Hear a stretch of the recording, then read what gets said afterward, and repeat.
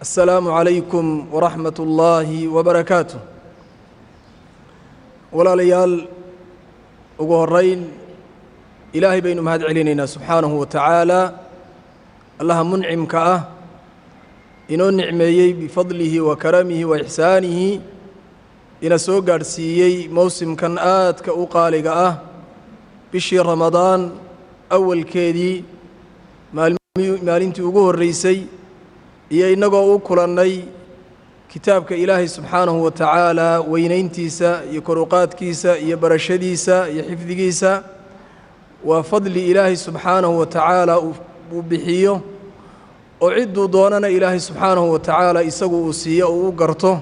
qul bi fadlillahi wa bi rahmatihi fabidhalika falyafrahu huwa khayrun mimma yajma'un. waxa laga yaabaa in xilligan oo kale munaasabaad kale oo munaasabadan inagu aynu qabanay lagu beego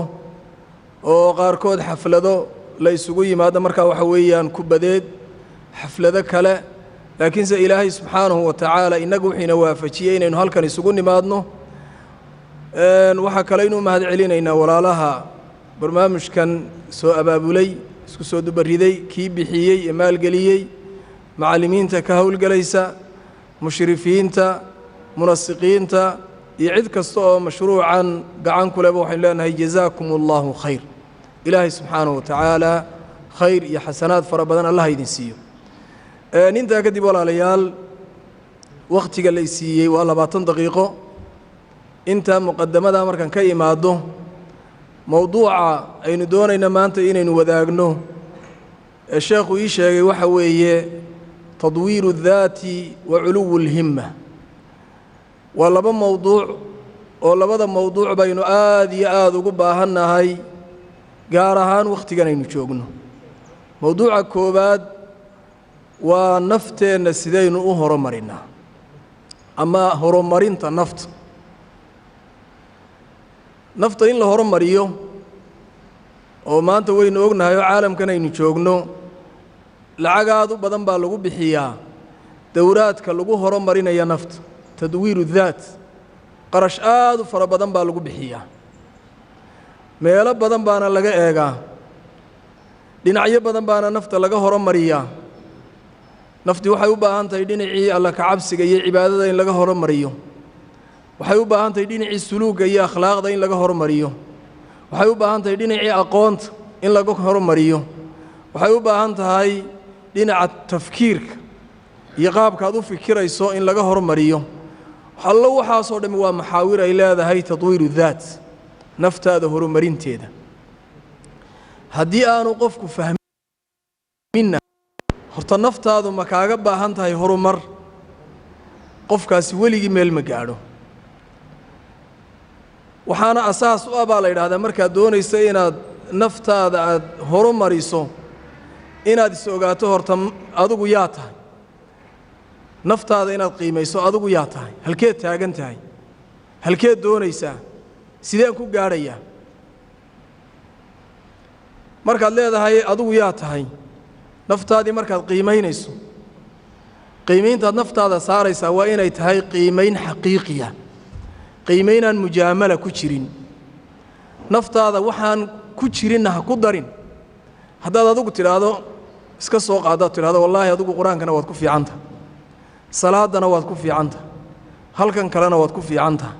halkan kalena waad ku fiicanta oo adigu markaa miciyaarkii aad is saari lahayd ba aad iska kormariso naftaada horumarin karimays ilaahi subhanahu wa ta'ala fi kitaabihi al-aziz wuxuu ku leeyahay balil insaanu ala nafsihi basira qofku naftiisa xogaal buu yahay wad ogtahay naftaada ceebteedana waa taqaana wanaageedana waa taqaana marka nuqdada koobaad ee marka doonaysa naftaada inaad horumariso waa inaad naftaadu halkay maanta taagan tahay aad garato adigoon bidooni mujaamala adigoon waxba iska qarinaynin waxna aan isku daraynin inta markaad la timaado ee aad garato naftaadu halkay taagan tahay ayaa waxa ku bilaabmaya markaa khuduwaadkii aad naftaada ku horumarin lahayd laakiin se qodobka hore hadaanad ka soo gudbin oo naftaadaba aanad garanin ama miqyaaska aad naftaada saartayba uu kaa khaldan yahay oo adigu naftaada waxaad isu taqaanaa halka ugu sarraysa meel sare inaan waxbaba kaa maqnayn baad adigu markaa isu haysataa naftaasi kuu horumari mayso adiguna khuduwaadkii heli maysa intaa markaynu ka nimaadno walaalayaal maxaawirta nafta lagu horumariyo inagu jaanibkaynu ka istaagaynaa waa jaanibka akhlaaqiga cibaadada naftaada qaabkaad xagga cibaad ahaan u horumarin lahayd akhlaaqiyan u horumarin lahayd dhinaca maalka iyo waxyaabaha meelo kale ayaa markaa waxa weeyaan qofku uu ka eegan karaa diimka marka la eego aayaadka ka warramaya tadwiiru daat inta badan waxay ku saabsan yihiin qofku inuu naftiisa ku xidho mustaqbalka dheer fog ee aakhiro waxa ugu horeeya aayaadka ilaahay uu leeyahay subxaanahu wa tacaala wattaquu yowman turjacuuna fiihi ila allah uma tuwaffaa kullu nafsin bima kasabat wahum laa yudlamuun ilaahay subxaanahu wa tacaala addoommadiisii buu la hadlay wuxuu leeyahay waxaa ka cabsataan maalin iman doonta oo laa maxaala waa maalintaasi waa maalin weyn wey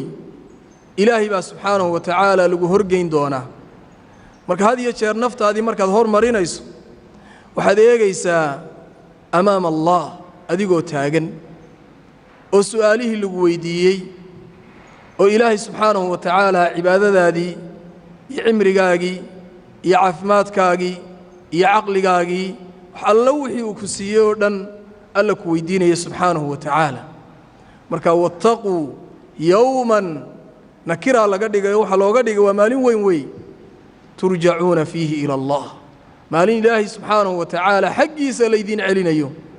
marka waxaa la doonayaa qofkii hadduu doonayo naftiisa horumariyo maanta xayaatadii buu joogaa halkani waa xayaat addunya barrina waa aakhiro labadaasi inay isugu kaa xidhmaan haddii labadaasi isugu kaa xidhmi waayaanay kuu kala go'an yihiin miqyaaskaaga xaqiiqiga ahi waxba ka khaldan wattaquu yowman turjacuuna fiihi ila allah uma tuwaffaa kullu nafsin maa kasabat naf walba waxaa loo oofinayaa waxbana laga dhimaynin waxna loogu daraynin wixii ay shaqaysatay adduunyadan intii joogtay wahum laa yudlamuun baa ilahay yidhi subxaanahu wa tacaala lamana dulmiyay aayaddaasi waa miqyaaska xaqiiqiga markaynu doonayno tadwiiru daat nafteenna inaynu ku horumarinno waa miqyaaska aynu ka bilaabayno saddex arrimood baynu asaasi ka dhiganaynaa saddexdaa arrimood qofku hadduu iska saxo halkan intaad ku jirtana naftaada waad horumari wakhtigaagana waad ilaashan wixii lagu dirayna waad ku dadaali haddii saddexdaa arrimood wax ka midii ay kaa khaldan yihiinna waxa weeyaan naftaadu kuu horumari mayso qodobka koobaad ee nafta lagu horumarinayo waxaa kow ka ah alcaziima inaad go'aan leedahay go'aan inaad ka qaadan karto waxyaabaha kugu xeeran ee ku mashquulinaya hadday yihiin wax dabadda kaaga imanayo naftaada dabadda ka ah iyo hadday yihiin waxyaabaha naftaada kaaga imanaya labadaba inaad go'aan ka qaadan karto tusaale ahaan waxaa laga yaabaa naftaadu inay kuu soo dirto mar baahi ah seexo oo wakhti badan seexo mar kale inay kuu soo dirto baahi ah wax cun oo intaa ku qaado mar kale inay baahi ah kuu soo dirto ciyaar baad u baahan tahay soo ciyaar wax alla waxaasoo dhan waa baahi xagga naftaada ka imanaysa mar kale waxay kuu soo diraysaa laga yaabaa baahi kale oo ah in markaa waxa weeyaan waxyaabo kale oo malaahiya aad ku mashquusho kuwaas waa baahidii xagga naftaada ka imanayay go'aan inaad qaadatay u baahan tahay waxaa jiraya baahiyo kale oo kaaga imanaya cidda adiga kugu xeeran beecadaada asxaabtaada kaaga imanaya iyaguna waxay u baahan yihiin inaad go'aan ka qaadato haddaanu markaa intaasoo dhan qofku marka laysu geeyo aanu go'aan lahayn faidaa cazamta fatawakkal cala allah baa ilahay yidhi subxaanahu wa tacala isagoo nebigiisa la hadlaya haddii aanad go'aan qaadan karaynin oo naftaada aanad go'aan u qaadi karaynin khudwada koobaad ee tadwiiru daat way kaa maqantay naftaada horumarin kari maysid halkan waxaynu u nimi oo aynu soo xaroonnay oo bisha ramadaan ilaahay subxaanahu wa tacaala khayrkeeda hayna waafajiya halkan aynu u nimi oo guryihii uga nimi oo markaa waxa weeyaan waalidiintii iyo carruurtii uga nimi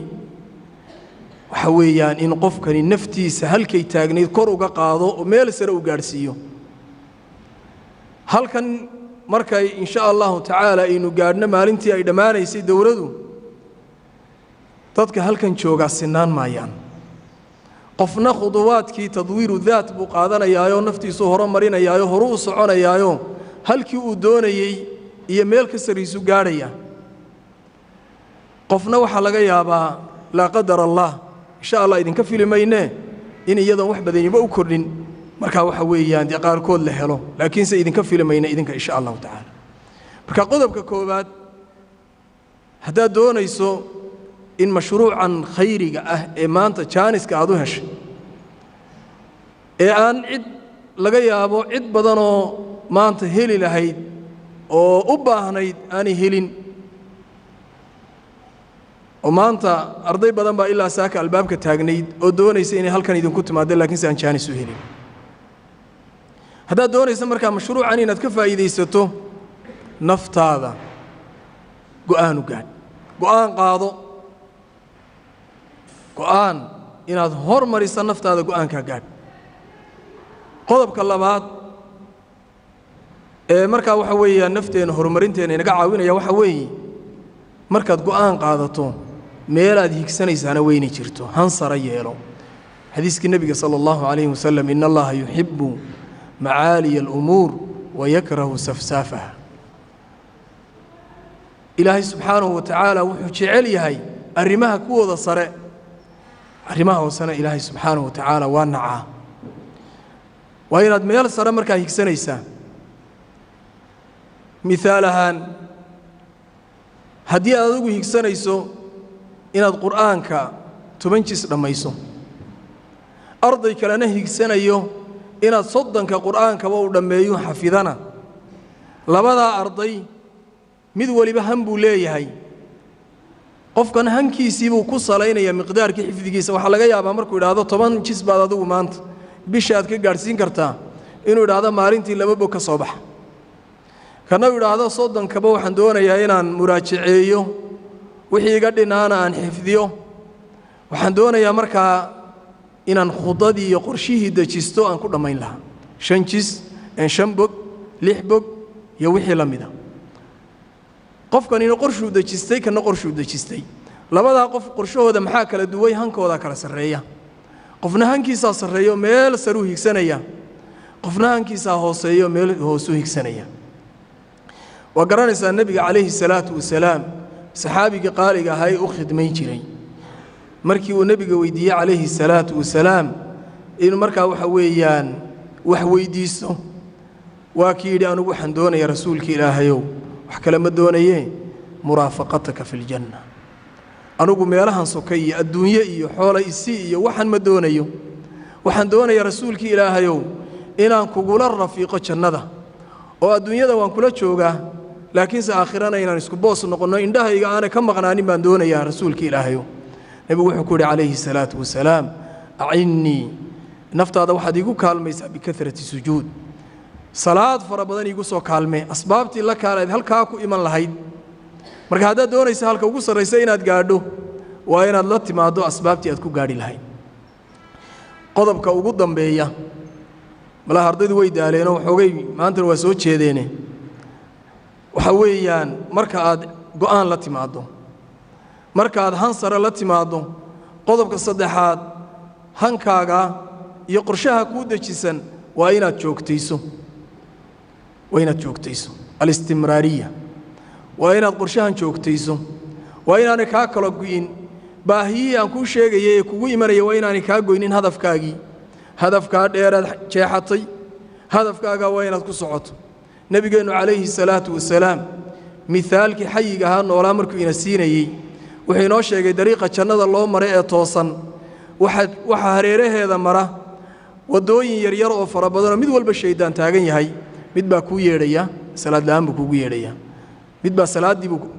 kugu kari waayaya wuxuu kugu yeedhaya inaad camalkaaga xagga istuska iyo isriyaaga iyo hal lagu maqlo hal lagu ammaano ardaygu arday wanaagsan hal yiraahdo xagga inuu kugu yimaado mid kala ku imanaya shaydaan kale wuxuu ku oranayaa war adigu waxan baa uma baahnidba waad naftaadu meel sare taagan tahay marba meel buu kaaga imanaya in Allah intaas oo dhan muxuu doonayaa wadada aad digatay inuu ka leexiyo ayuu doonayaa marka haddaynu doonayno in aynu marka waxa weeyaan hawshan aynu ku guuleysano ama nafteena aynu horumarino waa inaynu marka waxa weeyaan istimraariye la nimaadno wadada toosan iyo qorshaha lagu dajiyay cuntadaadu qorshay leedahay hurdadaaduna qorshay leedahay salaadii qorshay leedahay waxbarashadaadii qorsha loo sameeyay ciyaartii qorsha loo sameeyay qorshaha ku ekow ha noqonin qofka dib loo eego waxa laga yaabaa hadda imika way naga halkan qaacadeen fadhiina ardayda qaarkood inay dibadba ku maqan yihiin ardayda qaarkood inay yara seexdaan oo qariyaan mashruucu markuu si yar dheeraada had iyo jeerna waa la daalaa marka waxa weeyaan futuurka waxyaabaha keenana waxa ka ah inaanu qofku hanba lahayn qofka han kale futuurku kuma dhaco qofku hadduu han leeyahay meel higsanayo meel sare ku socdo ma daalo xitaa mashruucaaga aakhira marka doonayso qodobadani waa kuwaad u dhiganayso walaalayaal anigoo soo gabagabeynaya ilaahay subxaanahu wa tacaala wuxuu ina siiyey waxaan dad badan haysanin ilaahay wuxuu ina siiyey subxaanahu wa tacaala wax isaga uun laga helo haddii laakiinse qofku nicmada aanu dareemin oo aanu odhanin alxamdulillaah